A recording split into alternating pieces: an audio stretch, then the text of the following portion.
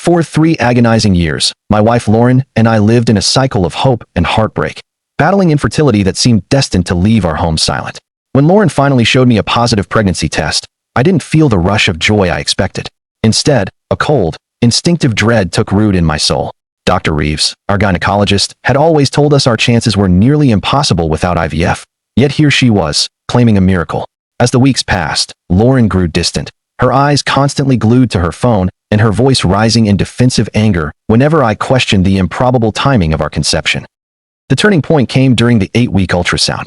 As the rhythmic thumping of a heartbeat filled the room, Dr. Reeves dated the pregnancy to mid-January. My heart stopped. I had been in Seattle for work during that exact window. I saw a look pass between them, a flickering shadow of shared secrets and guilt that confirmed my darkest fears. Driven by a desperate need for the truth, I scoured our phone records and discovered hundreds of late-night calls between Lauren and the doctor's personal cell. The final blow came when I found her private journal hidden in a nightstand. The pages were a roadmap of betrayal, detailing her secret affair with Reeves. She wrote about feeling seen by him and confessed her terror of not knowing which of us was the biological father. She was planning to let me raise another man's child, building our future on a foundation of lies. I confronted her with the evidence, refusing to be a pawn in her deception. I gave her an ultimatum: a non-invasive prenatal paternity test or an immediate divorce. She finally folded, sobbing that she only wanted us to be a family, regardless of the biology. But a family cannot survive a 50% chance of truth. When the results arrived, the words 0% probability of paternity felt like a death sentence to my old life. The child was his. My wife had conceived with her doctor while I was working to provide for our future. I didn't hesitate.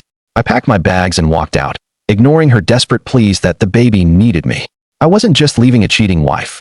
I was escaping a life sentence of looking at a child who would always remind me of the ultimate betrayal. I ensured the medical board saw the evidence of the doctor's predatory behavior, leading to the ruin of his career. A year later, I saw Lauren at a grocery store, looking broken and aged, pushing a stroller with a girl who bore the doctor's features. She apologized, but her words meant nothing.